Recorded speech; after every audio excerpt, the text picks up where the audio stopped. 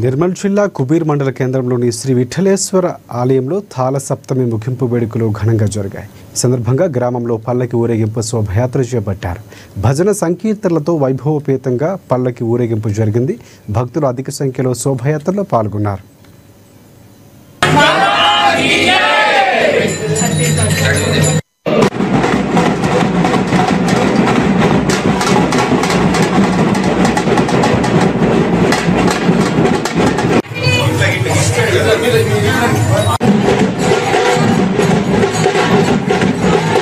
గత 11వ తారీఖు నాడు కుబీర్ విఠలేశ్వర ఆలయంలో చాలా సప్త ప్రారంభించడం జరిగింది.